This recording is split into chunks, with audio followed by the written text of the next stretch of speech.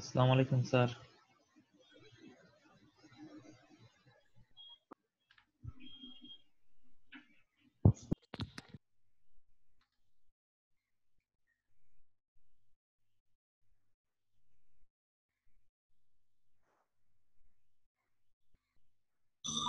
আসসালামু আলাইকুম স্যার।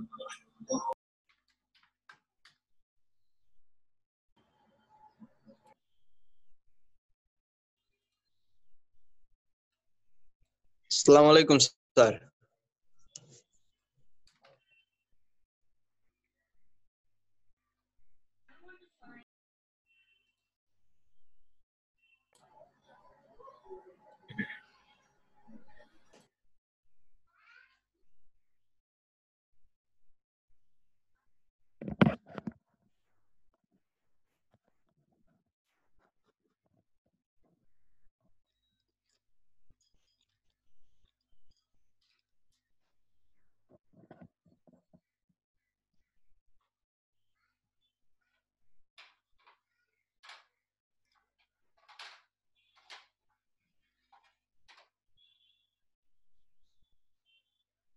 আসসালামু আলাইকুম স্যার।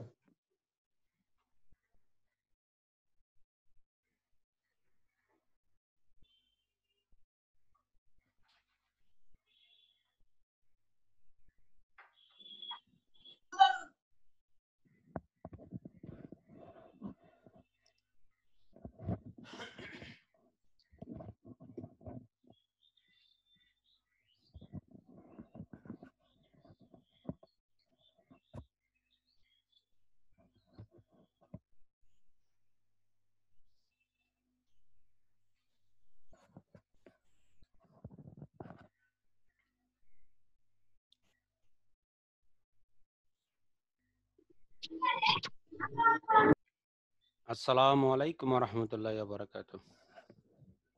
ওয়ালাইকুম আসসালাম। ওয়ালাইকুম আসসালাম স্যার। সবাই ওয়ালাইকুম কেমন আসসালাম। আছো? আলহামদুলিল্লাহ। আলহামদুলিল্লাহ স্যার, ভালো। আপনি ভালো আছেন? আছি আলহামদুলিল্লাহ, ভালো আছি।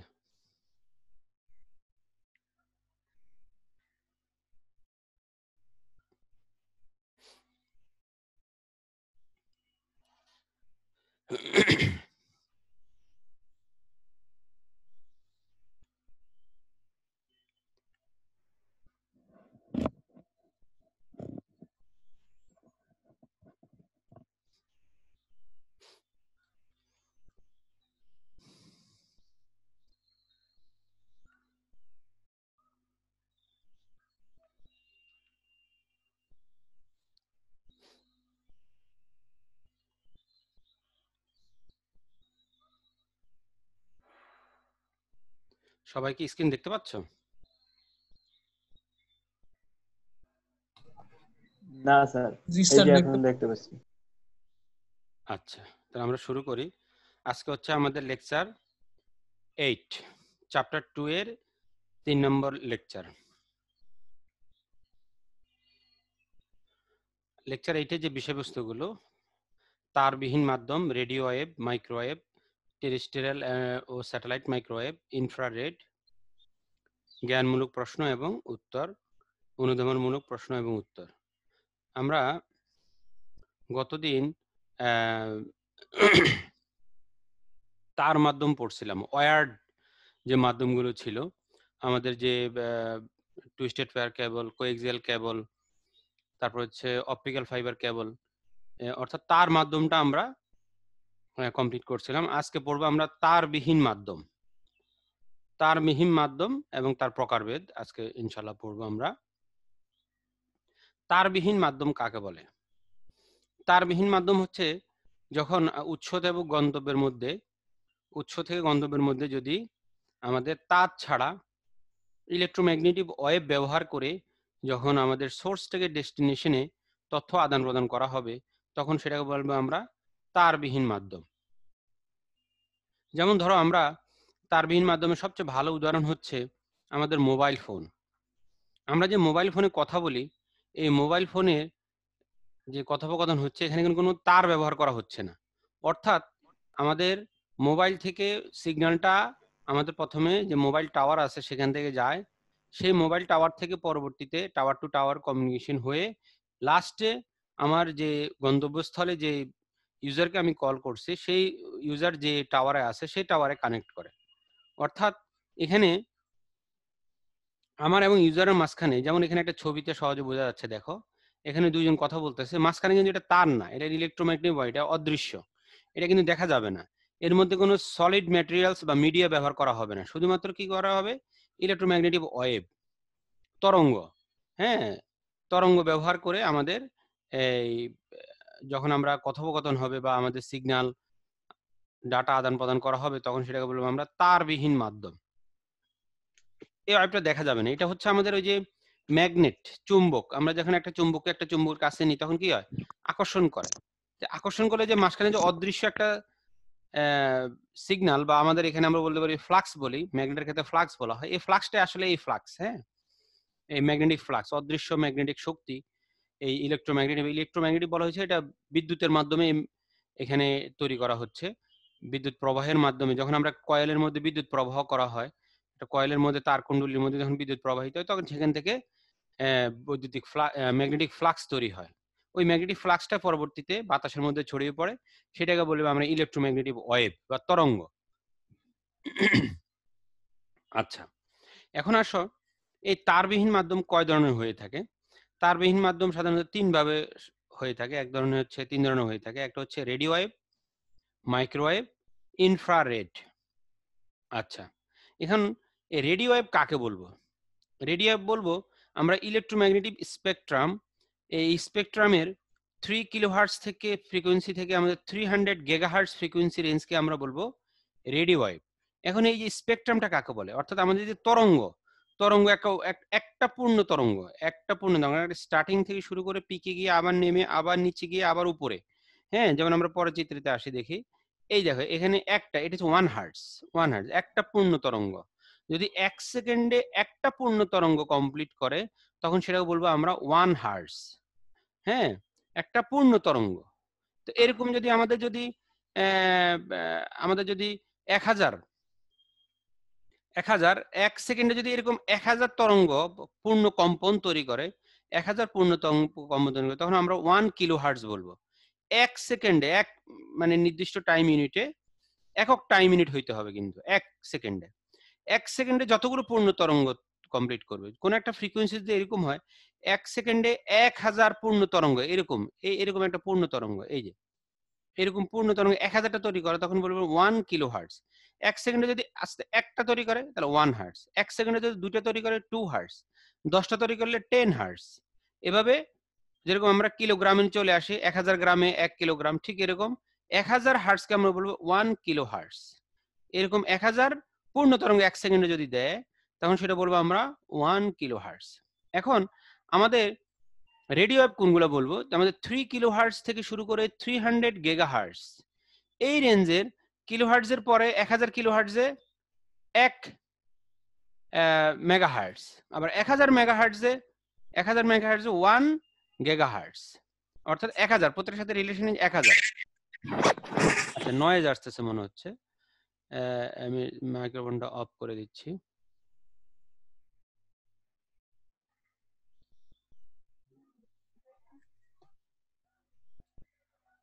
আচ্ছা,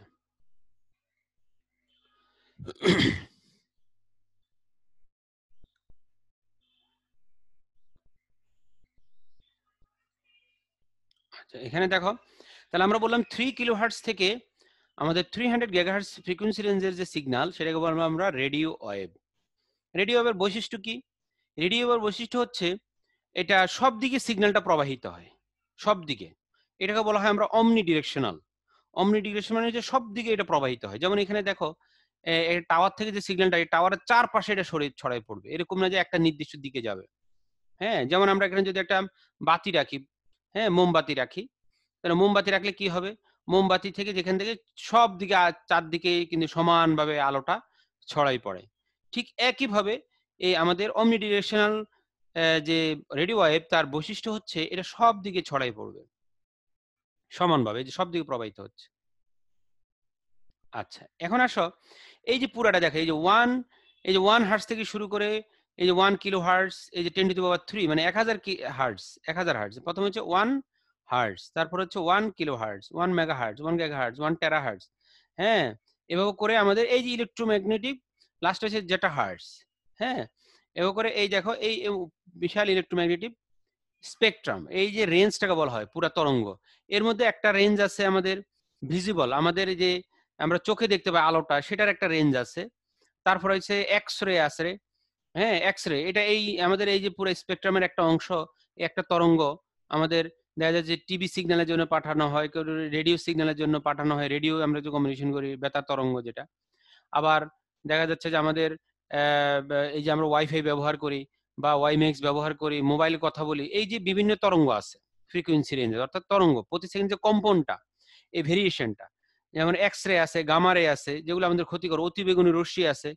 এই যে পুরো স্পেকট্রামের মধ্যেই আমাদের এই তরঙ্গগুলো আছে। তো এই তরঙ্গগুলোর মধ্যে আমাদের 3 কিলোহার্টজ থেকে 300 গিগাহার্টজ, এই যে এই রেঞ্জটা, এই রেঞ্জটাকে বলবো আমরা রেডিও ওয়েভ।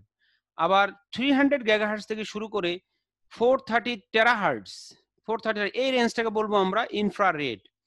আবার 300 মেগাহার্টজ থেকে শুরু করে 300 গিগাহার্টজ এই রেঞ্জের তরঙ্গগুলোকে আমরা বলবো মাইক্রোওয়েভ।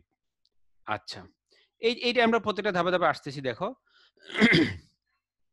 প্রথমে আসো, অর্থাৎ এই পার্থক্যটা হচ্ছে কত রেঞ্জ, এই রেঞ্জ দিয়ে এর নামকরণ করা হয়েছে যাতে বোঝা যায়। হ্যাঁ, আমি রেডিও বললাম তাহলে বোঝা যাবে, হ্যাঁ এটা 3 কিলোহার্টজ থেকে 300 গিগাহার্টজ। বললাম মাইক্রোওয়েভ, হ্যাঁ এটা 300 মেগাহার্টজ থেকে 300 গিগাহার্টজ। বললাম ইনফ্রারেড, তাহলে আমরা বুঝে নিব এটা 300 গিগাহার্টজ থেকে 300 গিগাহার্টজের উপরে একটা রেঞ্জ এবং 430 টেরাহার্টজ এর নিচের একটা রেঞ্জ, এইটা হচ্ছে আমরা ইনফ্রারেড। আচ্ছা, রেডিও ওয়েভ সুবিধা কি? রেডিও ওয়েভের সুবিধা হচ্ছে রেডিও ওয়েভের লাইন অফ সাইট সমস্যা নেই। লাইন অফ সাইটটা কি? লাইন অফ সাইট হচ্ছে যখন সিগন্যালটা পাস হয়, যেমন দেখো এখানে খেয়াল করো, এই যে পাহাড়, হ্যাঁ, যদি এরকম হইতো যে বরাবর বরাবর হইতো তাহলে এটা বাধাপ্রাপ্ত হয়ে যেত। কিন্তু এটা রেডিও ওয়েভটা কি হবে, এটা উপর দিয়ে বা এটা ভেদ করে এই তরঙ্গটা এই যে সোর্স অ্যান্টেনা থেকে ডেস্টিনেশন অ্যান্টেনাতে পৌঁছবে। অর্থাৎ এটাতে কোনো এরকম না যে একদম মুখোমুখি বরাবর করে রাখতে হবে, অর্থাৎ লাইন অফ সাইট রাখতে হবে। লাইন অফ সাইট মানে একদম আমরা চোখের যে দৃষ্টিশক্তি বরাবর, লাইন অফ সাইট, সাইট মানে দেখা, হ্যাঁ, লাইন মানে চোখের দৃষ্টিশক্তি বরাবর রাখা, এটা মানে একে বরাবর হওয়া। এটা এরকম হইতে হয় না। এটা ধরো তুমি উদাহরণস্বরূপ আমরা যে মোবাইলে কথা বলি, এরকম হয় না যে আমাদের টাওয়ারটার দিকে আমরা মোবাইলটা ধরতে হয়, এরকম না। বা আমরা বাসা বাড়িতে যে ওয়াইফাইতে কথা বলি, ওয়াইফাই ইউজ করি, দেখা যায় ওয়াইফাই যেখানে আছে আর আমাদের মোবাইলটা যে কোনো জায়গায়, রুমে যে কোনো জায়গায় রাখতেছে, তাহলে দেয়াল বা আমাদের চেয়ার টেবিল, হ্যাঁ, রুমের দেয়াল বা এগুলো বা দরজা, এগুলো আমাদের বাধাপ্রাপ্ত হয় না, এগুলো ভেদ করে যাইতে পারে বা এগুলো সমস্যা এড়াই যায়, এটাকে বলা হয় লাইন অফ সাইট প্রবলেম। তারপর প্রতিকূল পরিবেশ, বৈরী আবহাওয়া এই ওয়েভ কার্যকর থাকে। তারপর হচ্ছে এই তরঙ্গ বায়ুমণ্ডলের আয়নোস্ফিয়ার, আমরা জানি একটা লেয়ার আছে আমাদের পৃথিবীর উপরে যে বিভিন্ন লেয়ারে ভাগ করা হয়, এর মধ্যে একটা লেয়ার আছে আমাদের আয়নোস্ফিয়ার। এই আয়নোস্ফিয়ারে আমাদের এটা রিফ্লেক্ট হয়ে আমাদের আবার পৃথিবীতে এটা ফিরে আসে। তাহলে এটা সুবিধা কি? যেমন ধরো পৃথিবীটা তো বাঁকা, তাহলে এখানে দেখো এই যে গোলাকার, তাহলে এই সারফেসটা একটু মানে বৃত্তাকার, তাহলে আমাদের এখান থেকে এখানে বরাবর কিন্তু পৃথিবী ভেদ করে কিন্তু সিগন্যাল যাবে না। তাহলে আমরা এটা যদি উপরে সেন্ড করি এমন একটা অ্যাঙ্গেলে যে আমাদের এই যে আয়নোস্ফিয়ারে সেটা রিফ্লেক্ট হয়ে আমাদের রিসিভারে চলে আসবে। তাহলে এটা আমাদের রেডিও ওয়েভ ব্যবহার করে কিন্তু আমরা এভাবে অনেক দূরে পৃথিবীর অনেক দূরত্ব পর্যন্ত আমরা এটাকে কমিউনিকেশন করতে পারি, ডাটা আদান প্রদান করতে পারি। আচ্ছা, রেডিও ওয়েভের অসুবিধা কি? রেডিও ওয়েভের ফ্রিকোয়েন্সি কম হয়, একসাথে বেশি ডাটা স্থানান্তর করা যায় না। তারপর হচ্ছে রেডিও তরঙ্গ অতিমাত্রা বিকিরণ মানুষের শরীর এবং পরিবেশের জন্য ক্ষতিকর প্রভাব সৃষ্টি করতে পারে। এটা হলো দুইটা অসুবিধা। রেডিও ওয়েভের ব্যবহার আমরা কোথায় ব্যবহার করি? বেতার যন্ত্রে, রেডিও সম্প্রচারে, এই যে আমরা রেডিও কমিউনিকেশন করি, রেডিও, হ্যাঁ, এই যে টাওয়ার থেকে আমাদের সিগন্যাল রেডিও তরঙ্গ যায় এবং রেডিও এর রেঞ্জের চারদিকে ছড়িয়ে পড়ে, এর মধ্যে যতগুলো আছে সব দিকে আমরা রেডিও সিগন্যাল রিসিভ করতে পারবে। টিভিটাও আমাদের এর মধ্যে পড়বে, টিভি সম্প্রচার, রেডিও সম্প্রচার। তারপরে যে মোবাইলে আমরা যে কথা বলি তার মধ্যে একটা টাওয়ার থেকে আরেকটা টাওয়ারে রেডিও লিংকের মাধ্যমে এটা সংযোগ স্থাপন করা হয়, রেডিও লিংক, হ্যাঁ। তারপর হচ্ছে ইন্টারনেট সংযোগ, এই যে ইন্টারনেট সংযোগ দেখা যায় আমাদের বাসা বাড়িতে ওয়াইফাই আমরা ব্যবহার করি, এগুলো রেডিও ওয়েভ ব্যবহার করে এটা ব্যবহার করা হয়। তারপর টিভি সম্প্রচার আছে, রাডার, ওই যে বিমান চলাচলের জন্য যে রাডার, বিমান কোন দিক থেকে কোন দিকে যাবে দিক নির্দেশনার জন্য, বা নৌযানে কোন দেশ থেকে কোন দেশে যাচ্ছে, এটা তো সাগরের মাঝখানে রাডার ব্যবহার করে দিক নির্দেশ করা হয়। তাছাড়া পেজার, আগে ছিল পেজার, ছিল শুধু মেসেজ। আমরা যে মোবাইলে এখন মেসেজটা ব্যবহার করি, সেটা আগে একটা ডিভাইস ছিল শুধুমাত্র মেসেজ পাঠানো যাইত, এটাকে পেজার বলা হয়, পেজার। হ্যাঁ, রেডিও ওয়েভ, পেজার ও রেডিও ওয়েভ ব্যবহার করা হয়। এরপর আসা আমাদের হচ্ছে মাইক্রোওয়েভ। মাইক্রোওয়েভ কাকে বলে? মাইক্রোওয়েভ আমরা বলছি 300 মেগাহার্টজ থেকে শুরু করে 300 গিগাহার্টজ ফ্রিকোয়েন্সি রেঞ্জকে আমরা বলবো মাইক্রোওয়েভ। এই সিগন্যালের প্রধান বৈশিষ্ট্য হচ্ছে এটা কিন্তু একটা সোজা পথে চলবে। এটা আগেটা কি ছিল, সব দিকে সব দিকে সব দিকে, যে কোনো দিকে এটা মানে চারদিকে ছড়ায় পড়তো। এটা কিন্তু এরকম না। মাইক্রোওয়েভের বিশেষ বৈশিষ্ট্য হচ্ছে এটা কিন্তু সোজা পথে একদম বরাবর হইতে হবে। ধরো যে এখানে সোর্স যে আমাদের অ্যান্টেনা এবং ডেস্টিনেশন অ্যান্টেনা বরাবর একই, একদম চোখ বরাবর হইতে হবে, লাইন অফ সাইট থাকতে হবে, লাইন অফ সাইট বরাবর থাকতে হবে। অর্থাৎ মাইক্রোওয়েভে এই ক্ষেত্রে যদি আমার অ্যান্টেনাটা এদিকে আর আমি আমার যেখানে পাঠাচ্ছি সেটা অন্যদিকে, তাহলে কিন্তু সিগন্যাল রিসিভ হবে না, ডাটা আদান প্রদান হবে না। এটা সাধারণত আমাদের টাওয়ার টু টাওয়ার কমিউনিকেশনের জন্য আমরা এটা ব্যবহার করি। হ্যাঁ, এটা আমাদের সোর্স অ্যান্টেনা এবং ডেস্টিনেশন অবশ্যই কি হবে, এটা সোজা সোজা অবস্থা থাকতে হবে, এটা বাঁকা পথে কিন্তু চলাচল করতে পারে না। এটা হচ্ছে মাইক্রোওয়েভের বৈশিষ্ট্য। মাইক্রোওয়েভ কয় ধরনের? মাইক্রোওয়েভ সাধারণত দুই ধরনের হয়ে থাকে। এটা হচ্ছে টেরেস্ট্রিয়াল মাইক্রোওয়েভ, আর একটা হচ্ছে স্যাটেলাইট মাইক্রোওয়েভ। টেরেস্ট্রিয়াল মাইক্রোওয়েভ আর একটা হচ্ছে স্যাটেলাইট মাইক্রোওয়েভ, দুই ভাগে ভাগ করা হয়। আচ্ছা, আমরা প্রকারভেদ পড়বো। এর আগে মাইক্রোওয়েভের ব্যবহার দেখিনি। এটা সেলুলার কমিউনিকেশন, অর্থাৎ মোবাইল ফোন আমরা যে কথা বলি, এখানে টাওয়ার টু টাওয়ার কমিউনিকেশনে যেটা ব্যবহার করা হয়, আবহাওয়ার পর্যবেক্ষণে ব্যবহৃত হয়, ডিশ টিভির সিগন্যাল বহনে ব্যবহৃত হয়, জিপিএস, হ্যাঁ, এই যে গ্লোবাল পজিশনিং সিস্টেম, আমরা কোথায় আছি, যেমন আমরা এখন কতটুকু দূরে আছি, আমাদের কিন্তু এই যে আমাদের লোকেশন যদি আমরা অন করি, তাহলে আমরা কোন লোকেশনে আছি এটা কিন্তু গুগল ম্যাপে আমাদেরকে ডিটেক্ট করতে পারে, জিপিএস সিস্টেম যেটা। তারপর ওয়াইম্যাক্স, হ্যাঁ, যে আমাদের ওয়্যারলেস যে ইন্টারনেট কমিউনিকেশন, ওয়াইম্যাক্স যেটা আমরা ব্যবহার করি, সেক্ষেত্রে মাইক্রোওয়েভ ব্যবহার করা হয়। মাইক্রোওয়েভের সুবিধা কি? বেশি পরিমাণ ডাটা স্থানান্তর করতে পারে, এর ব্যান্ডউইথ বেশি এবং গতি বেশি, এবং এটা অ্যান্টেনাগুলো ছোট হয়। তারপর হচ্ছে এর অসুবিধা কি? যোগাযোগ পথে যদি কোনো বাধা বা পাহাড়, উচ্চ ভবন থাকে, তার মধ্যে সিগন্যাল অতিক্রম করতে পারে না, এবং ব্যয়বহুল, তুষারপাত, বাড়ি বর্ষণ এবং ইলেকট্রোম্যাগনেটিক ইন্টারফারেন্স, অর্থাৎ অন্য যদি সিগন্যাল থাকে তার মধ্যে এটার মধ্যে নয়েজ সৃষ্টি করতে পারে। হ্যাঁ, এখানে দেখো এই যে দূর থেকে, এখানে এই যে দেখো এই যে microwave link point to point, ধরো এখানে একটা টাওয়ার আছে, দূরে অনেক দূরে একটা টাওয়ার আছে, এখানে ধরো একটা পাহাড় আছে, এই যে পাহাড়টা ভেদ করে কিন্তু সে যাইতে পারবে না। তাহলে কি করতে হবে? পাহাড়ের পাশ দিয়ে এমন ভাবে সেট করতে হবে, অথবা পাহাড়ের উপরে বসাইতে হবে এবং অ্যান্টেনাটা ওইদিকে ঘুরাই দিতে হবে, তাহলে কিন্তু যাই এটা রিসিভ করতে পারে না। এটা অসুবিধা, পাহাড় বরাবর গেলে এই যে পাহাড়ে আটকা পড়ে যাবে, কিন্তু কিন্তু পাহাড়ের উপরে দিলে এটা কিন্তু সহজভাবে ডাটা ট্রান্সফার করতে পারবে। আচ্ছা, এখন আসো আমরা মাইক্রোওয়েভের দুইটা প্রকারভেদ বলছি। একটা হচ্ছে বলছি টেরেস্ট্রিয়াল মাইক্রোওয়েভ, আর একটা হচ্ছে স্যাটেলাইট মাইক্রোওয়েভ। এখন আমরা টেরেস্ট্রিয়াল মাইক্রোওয়েভটা বিস্তারিত পড়ব। টেরেস্ট্রিয়াল মাইক্রোওয়েভ, খেয়াল করো, যে মাইক্রোওয়েভ ব্যবহার করে ভূমি থেকে ভূমি যোগাযোগ করা হয় সেটাকে বলবো আমরা টেরেস্ট্রিয়াল মাইক্রোওয়েভ। ভূমি থেকে ভূমি বলতে কি বোঝাচ্ছে? যেমন ধরো এই যে আমাদের এই যে ভূপৃষ্ঠ, এটা হচ্ছে আমাদের পৃথিবী, এটা নিচের দিকে ফুল রাউন্ড, এটা বোঝার সুবিধার্থে অংশ দেখানো হচ্ছে। এখন দেখো, ধরো আমাদের পৃথিবীর এক প্রান্তে এক জায়গায় এখানে একটা টাওয়ার আছে, এটা হচ্ছে আমাদের ট্রান্সমিটার, আর অপর প্রান্ত ওই জায়গায় দেখা যাচ্ছে আর একটা রিসিভার আছে। এখন দেখো আমাদের কি করে, মাইক্রোওয়েভ যদি আমরা ব্যবহার করি, যদি টেরেস্ট্রিয়াল মাইক্রোওয়েভ, এটা একটা ধরনের মাইক্রোওয়েভ, এটা বরাবর যাইতে হবে।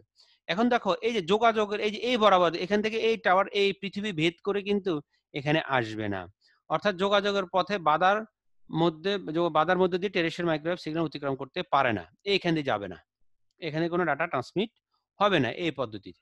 তাহলে কি তাহলে আমাদের পৃথিবী যেহেতু উপরে পৃষ্ঠটা বক্র, তাহলে এটাকে বাঁকা, যেহেতু এটা কিভাবে পাঠানো হবে? তাহলে কিছু দূর পর পর 10 কিলোমিটার 100 কিলোমিটার পর পর এটা কি করা হয়, উপরে একটা টাওয়ার বসানো হয়। ওই টাওয়ারটার কাজ কি, রিপিটার হিসেবে কাজ করবে। যেমন ধরো এটা আমাদের ট্রান্সমিটার, এটা রিসিভার, তাহলে মাঝখানে যতগুলো, এখানে একটা দেখানো হচ্ছে, মাঝখানে যতগুলো টাওয়ার থাকবে প্রত্যেকটা রিপিটার হিসেবে কাজ করবে। এখন এই রিপিটারটা কি? রিপিটার হচ্ছে সে সিগন্যাল রিসিভ করবে এবং রিসিভ করে সেটা আবার পরবর্তী যে স্টেশন সেটাতে সেন্ড করে দিবে। তার কাজ হচ্ছে একদিক দিয়ে ধরবে, একটা অ্যান্টেনা দিয়ে ধরবে, সিগন্যালটা রিসিভ করে আবার পাঠিয়ে দিবে। যেমন ধর আমরা দুটো বুঝার সুবিধা দুইটা দিয়ে দেখানো হচ্ছে। এখানে এই দেখো লাইন অফ সাইট হইতে হবে, লাইন অফ সাইট মানে কি একদম বরাবর, এই অ্যান্টেনা বরাবর এই অ্যান্টেনা লাইন অফ সাইট অবস্থা আছে। তাহলে এখান থেকে গেল, যাওয়ার পরে এ কি করবে, রিপিটার কি করবে, সেটা রিসিভ করবে, রিসিভ করে আবার ভূমি থেকে ভূমিতে যোগাযোগ, এই যে বরাবর, এই দেখো এটা ভূমি থেকে বরাবর আবার লাইন অফ সাইট বরাবর এই টাওয়ারে সেন্ড করে দিবে, এবং এই দূরত্বগুলো 10 থেকে 100 কিলোমিটার পর্যন্ত হয়ে থাকে। এখন দেখো এই যে ভূমি থেকে ভূমিতে যে পাঠানো হয়, রিপিটারে যখন সিগন্যালটা রিসিভ হয়, যেমন ধরো আমরা এখানে কথা বলতেছি 1 রুম 2 রুম 3 রুম পরে দেখা যাচ্ছে বা আস্তে আস্তে সিগন্যালটা আস্তে শোনা যাবে। যেমন আমার সামনে যে আছে সে যতটা স্পিডে বা যতটা জোরে সাউন্ডটা শুনতে পাবে, সিগন্যালটা রিসিভ করবে, আমাদের দেখা যায় 100 হাত 200 হাত দূরে দেখা যাচ্ছে যে স্লো শোনা যাবে। তার মানে এই যে সিগন্যালটা দুর্বল হয়ে যাওয়া, দেখো এটা হচ্ছে আমাদের অরিজিনাল সিগন্যাল। এখন এই সিগন্যালটা দেখো দূরে অনেক দূরত্ব অতিক্রম করার পরে এখানে সে উইক হয়ে যাবে, তাহলে অনেক দূরত্ব অতিক্রম করা দুর্বল সিগন্যাল।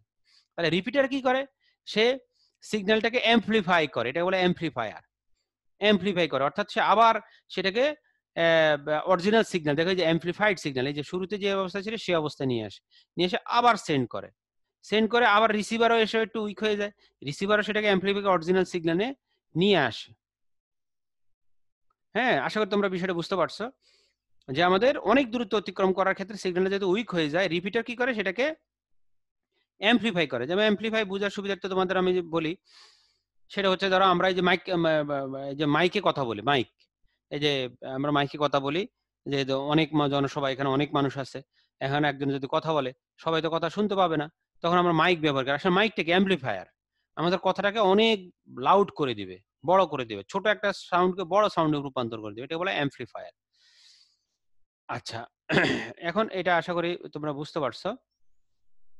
আচ্ছা, দেখি তোমাদের কোনো প্রশ্ন আছে না, এর মধ্যে যদি প্রশ্ন থাকে প্রশ্ন নিয়ে নিই। তোমরা কি এটা বুঝতে পারছো? কার কোনো প্রশ্ন থাকলে প্রশ্ন করতে পারো মাইক্রোফোন অন করে।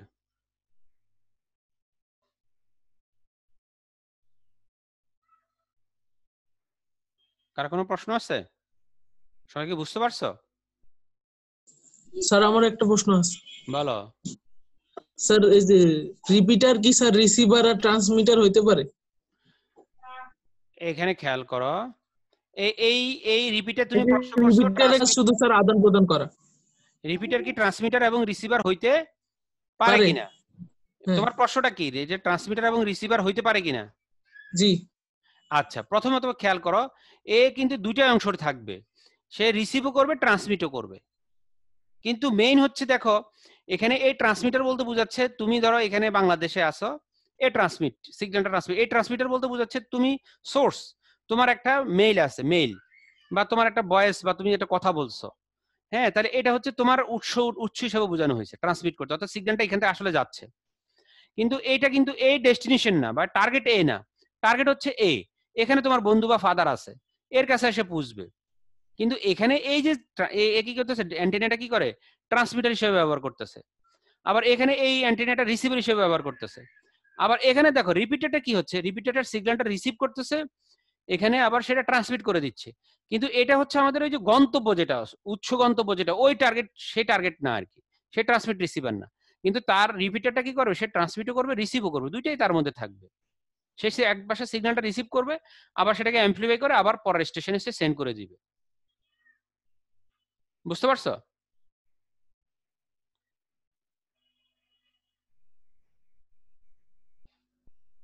হ্যালো, তুমি তোমার যে প্রশ্ন করছো সেগুলো বুঝতে পারছো? মাইক্রোফোন অন করে আবার রেসপন্স করো। আচ্ছা, যাই হোক, যদি রেসপন্স করতেছে না, আশা করি বুঝতে পারছো। আমরা পরের টপিকে চলে যাই।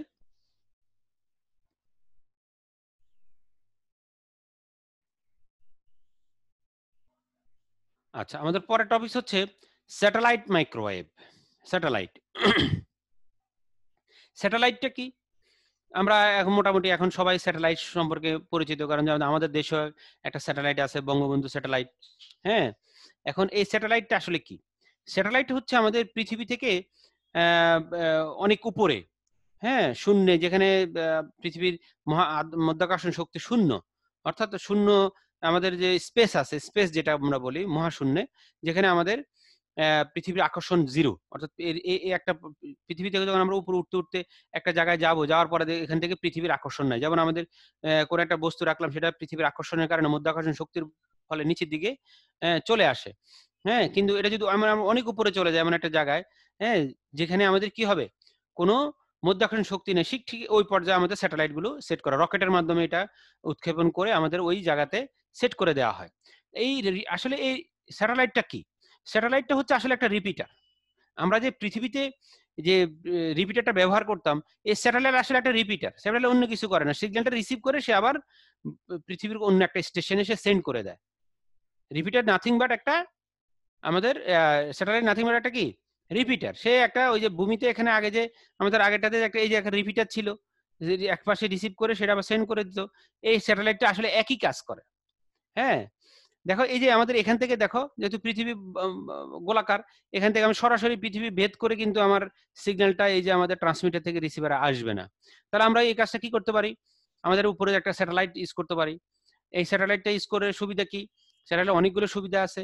যেমন ধরো আমরা পাহাড় অঞ্চলের ভিতর দিয়ে কিন্তু এই যে এখানে যেমন এই যে সমতল হইলে আমরা পরপর 10 কিলোমিটার পর পর 100 কিলোমিটার পর পর একটা করে রিপিটার বসাইতে পারি। কিন্তু যদি এরকম হয় পাহাড় পর্বত নদী সাগর, হ্যাঁ হ্যাঁ, সাগরের মাঝখানে আমি ওখানে কিভাবে টাওয়ার বসাবো, বা এখানে এমন একটা আছে পাহাড়, পাহাড় পর্বত, পাহাড়ের মাঝখানে বসালে তো পাহাড়ে বাধাপ্রাপ্ত হয়ে যাবে। হ্যাঁ, তারপরে ওখানে তোমার দেখা যাচ্ছে ক্যাবেল নাই, বা এখানে যে যে কোনো কারণে সমস্যা হইলো পাহাড় পর্বত অঞ্চলে বা সাগরের মাঝখানে সম্ভব হয় না। তো সেই ক্ষেত্রে যে সকল ক্ষেত্রে সম্ভব হয় না, যেগুলো ধরো আমাদের বাংলাদেশ এখন সমতল, সমতল এরিয়াগুলোতে এটা সম্ভব। হ্যাঁ, টেরিস্ট্রিয়াল মাইক্রোওয়েভ ব্যবহার করে তখন কমিউনিকেশন হচ্ছে। যেমন আমাদের মোবাইল টাওয়ার গুলো দেখবে যে কিছু দূর পর পর একটা টাওয়ার আছে, সেটা এই টেরিস্ট্রিয়াল মাইক্রোওয়েভ ব্যবহার করতেছে। কিন্তু যারা এখন সাগরের মাঝখানে যাইতে হবে, সাগরের মাঝখানে তো এখানে টাওয়ার বসানো সম্ভব, রিপিটার বসানো সম্ভব না। সেই ক্ষেত্রে দেয় আমাদের স্যাটেলাইট লাগবে, তখন স্যাটেলাইট ব্যবহার করা হয়। স্যাটেলাইট কি করে, রিপিটার হিসেবে ব্যবহার করে। স্যাটেলাইট পাওয়ারটা কোত্থেকে আসে, এই যে তার কিন্তু সোলার প্যানেল থাকে, সোলার প্যানেলের মাধ্যমে সে তার নিজস্ব পাওয়ারটা জেনারেট করে নেয়, পাওয়ারটা অটোমেটিক জেনারেট হয় এবং সেই পাওয়ারটা দিয়ে কিন্তু সেই সিগন্যাল রিসিভ করে বা তার ভিতরে যে সার্কিট গুলো আছে সেই সার্কিট গুলোকে অন রাখে। আচ্ছা, এখন দেখো একইভাবে আমাদের দেখো এখানে ভূমি থেকে এখানে একটা বিসেট বলা হয়, very small aperture terminal, beset, dish যেটা বলে আমরা, ডিশ অ্যান্টেনা, ডিশ, এটাকে ভিসেট বলা হয়। ভূপৃষ্ঠে একটা ভিসেট থাকে, এই যে এটাকে বলে ভিসেট, ভিসেট থাকে। এই ভিসেট থেকে কি করা হয়, আমাদের আপলিঙ্ক ফ্রিকোয়েন্সি ব্যবহার করে সে সাধারণত 8, 11, কোথাও কোথাও দেখবো যে 11, কোথাও 6, কোথাও বিভিন্ন ক্ষেত্র ক্ষেত্রে এই ভেরিয়েশন আছে, এটা ফিক্স না। হ্যাঁ, কোথাও 6, কোথাও 8 গিগাহার্টজ আপলিঙ্ক ফ্রিকোয়েন্সি ব্যবহার করা হয়।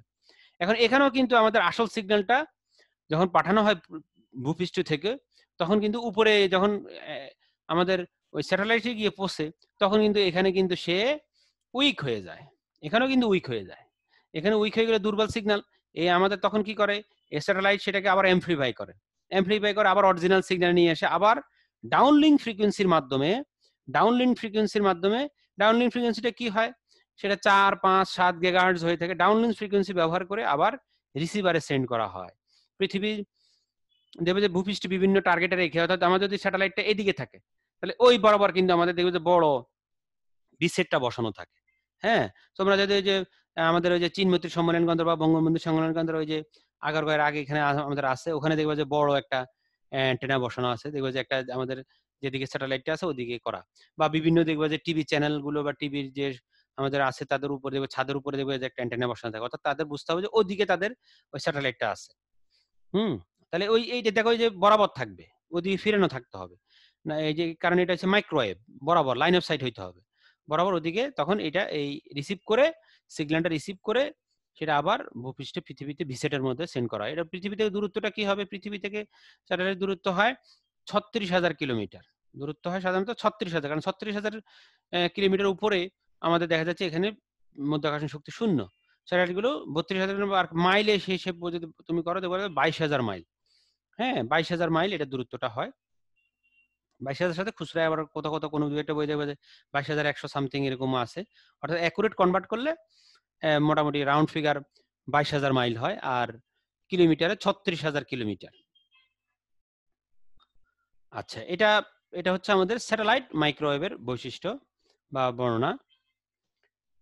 এরপর আসা আমাদের হচ্ছে ইনফ্রারেড, লাস্ট টপিকস আমাদের আজকের, সেটা হচ্ছে ইনফ্রারেড। ইনফ্রারেডটা আমরা কি বলছি, ইনফ্রারেডটা হচ্ছে আমাদের 300 গিগাহার্টজ থেকে 430 টেরাহার্টজ ফ্রিকোয়েন্সি রেঞ্জের সিগন্যালকে আমরা ইনফ্রারেড বা অবলোহিত বিকিরণ রশ্মি বলা হয়।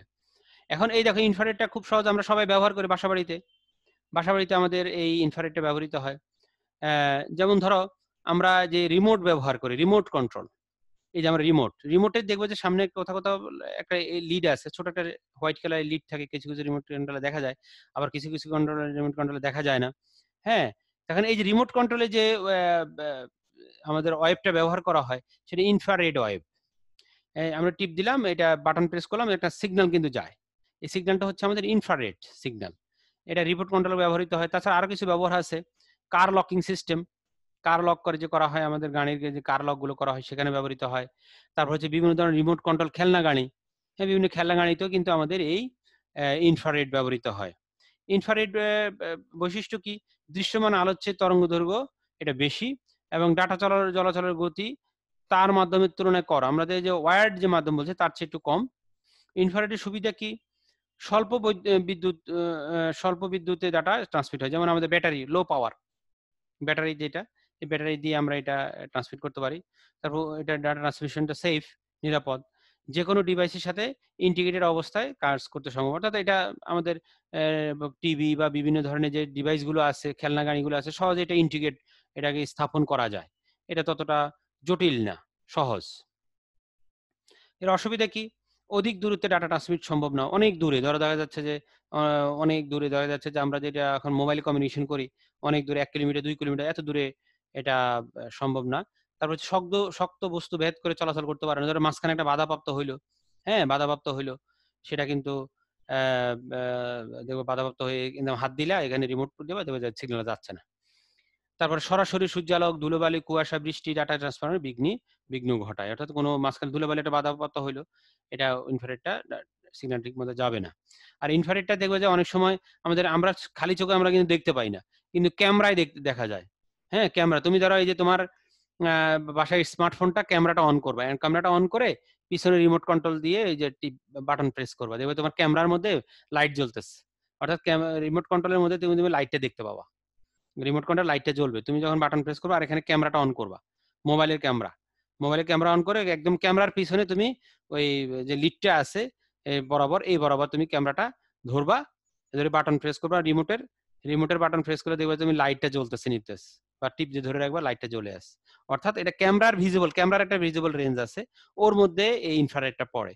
এই জন্য আমরা খালি চোখে দেখতে পারবো না, কিন্তু ক্যামেরার ভিজিবল রেঞ্জের মধ্যে পড়ে, এই জন্য ক্যামেরাতে ধরা পড়ে, এই লাইটটা ক্যামেরাতে দেখা যায়।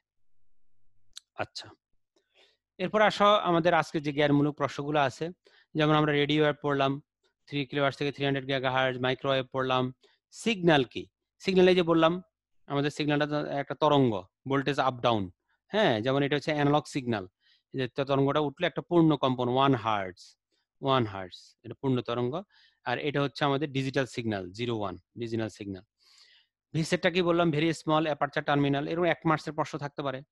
তারপর প্রোটোকল পড়ছিলাম, প্রোটোকল কি ছিল, আগে ছিল কিছু নিয়ম কারণ আমাদের মেনটেন করে একটা কম্পিউটার থেকে একটা কম্পিউটারে ডাটা স্থানান্তর করা হয়, তাহলে সেটা প্রোটোকল। আচ্ছা, স্যাটেলাইটটা কি বলছি, 36,000 কিলোমিটারে geostationary orbit, geostationary বলতে কি, জিও স্টেশনে, জিও মানে এখানে জিও মানে পৃথিবীর কোন একটা ভূপৃষ্ঠ, জিও মানে পৃথিবীর ভূপৃষ্ঠ, তাহলে পৃথিবীর সাপেক্ষে যদি স্থির থাকে তখন সেটাকে বলে জিও স্টেশনারি বলা হয়। অরবিট মানে হচ্ছে যে আমাদের ওই যে কক্ষপথ, এটা আমাদের অরবিট বলি আমরা। যে জিও স্টেশনে বলতে কি বোঝাচ্ছে, আসলে পৃথিবী কিন্তু ঘুরতেছে, এখন দেখো পৃথিবী ঘুরতেছে, পৃথিবীর সাথে যদি আমাদের ওই পৃথিবী যে গতিতে ঘুরে, স্যাটেলাইটটা যদি একই গতিতে ঘুরে, তাহলে আমরা পৃথিবীর কোন একটা স্থান থেকে যদি স্যাটেলাইট দিকে তাকাই, তাহলে দেখবো পৃথিবীতে ওই আমার যে লোকেশন, সেই লোকেশনের সাপেক্ষে কিন্তু স্যাটেলাইটটা স্থির, কিন্তু স্যাটেলাইটটা কিন্তু ঘূর্ণমান, স্যাটেলাইটটা কিন্তু পৃথিবীর যে গতিতে আছে সেই গতিতে কিন্তু সে ঘূর্ণমান থাকবে, কিন্তু আমাদের পৃথিবীর যে লোকেশন, সেই লোকেশনে যদি তাকাই থাকবে যে সবসময় আমার মাথার উপরে আছে, কিন্তু সে কিন্তু যদি কোনো কারণে ওখানে যদি পৃথিবীর যে গতিতে ঘুরে সেই গতিতে যদি না ঘুরে, তাহলে দেখবা যে তোমার ওই সে পিছিয়ে যাবে, পৃথিবী ঘুরতেছে, পৃথিবী সার্বক্ষণিক ঘুরতেছে, এখন পৃথিবী ঘুরে একটা পজিশনে আসলো, স্যাটেলাইটটা যদি একই হারে গতিতে ঘুরে যদি না আসে, তাহলে কিন্তু সে পিছিয়ে পড়ে যাবে। এই জন্য স্যাটেলাইটটা কিন্তু ঘুরতেছে, স্যাটেলাইটে পৃথিবী যে গতিতে ঘুরে একই গতিতে ঘুরে, এই জন্য কিন্তু আমরা যে কোনো একটা পৃথিবীর লোকেশনের সাপেক্ষে যদি আমরা ফলো করি, দেখবো সবসময় বাংলাদেশের আকাশে যেখানে আছে সেখানে স্যাটেলাইটটা আছে। আচ্ছা, এরপর হচ্ছে ফ্রিকোয়েন্সি কি, এই যে আমাদের একটা পূর্ণ একক সময়ে যে একটা একটা সাইকেল রিপিট হচ্ছে টাইম, একটা নির্দিষ্ট টাইম পিরিয়ডে, একটা যদি ফ্রিকোয়েন্সি এফ হয়, সেটা 1 সেকেন্ডে যতগুলো পূর্ণ তরঙ্গ দিবে, এই জন্য 1/t ফ্রিকোয়েন্সি যদি আমাদের এফ হয়, আর টাইম পিরিয়ড টোটাল টাইমটা যদি টি হয়, তাহলে যদি আমরা 1/t সেটাকে বলবো আমরা ফ্রিকোয়েন্সি ডেফিনিশন। আচ্ছা, এরপর আমরা এই যে অমনি ডিরেকশনাল ট্রান্সমিশন বলতে কি বোঝায়? আসলে অমনি ডিরেকশন বলতে আমাদের এই যে ওয়্যারলেস কমিউনিকেশন, যেটা আমাদের রেডিও ওয়েভ সিগন্যালকে বোঝানো হচ্ছে, তাহলে এটা বুঝতে হবে। এরকম ছোট ছোট কিওয়ার্ড ধরে তোমাকে প্রশ্ন করবে যে হ্যাঁ অমনি ডিরেকশনাল কোনটা, বা লাইন অফ সাইট প্রবলেম আছে কার, কি ব্যাখ্যা করো।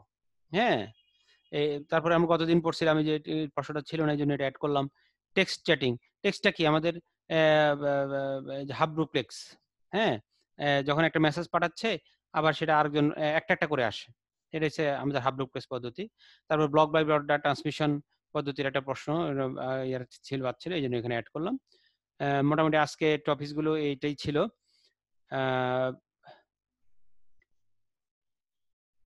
আজকে লেকচার এখানেই শেষ। কারো কোনো যদি প্রশ্ন থাকে আমি মাইক্রোফোন অন করে দিচ্ছি। আর তোমরা কি বাসায় যেগুলো পড়াচ্ছি সেগুলো বাসায় পড়তেছো কিনা?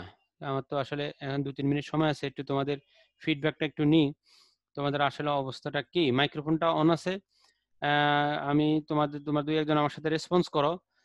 বাসায় অলরেডি 8টা লেকচার আমাদের আইসিটি অলরেডি 8টা লেকচার হয়ে গেছে। বাসায় কি তোমরা পড়াশোনা করতেছো? বাসায় কি রেগুলার পড়াশোনা করতেছো? 2-1টা বই কিনছো? স্যার কিনছি, বাট স্যার বোর্ডের বই বেশি ফলো করি আর কি। কোনো সমস্যা নাই, তোমাদের প্রথম দিনে বলছি না, তোমার যে কোনো বই ফলো করতে পারবা, কোনো সমস্যা নাই। স্যার প্রায় কি একই স্যার বোর্ডের বইয়ের সাথে এটা মিল পাবো? তো আমি কি বোর্ডের বই ছাড়া কি বাইরে থেকে পড়াচ্ছি নাকি? না না স্যার,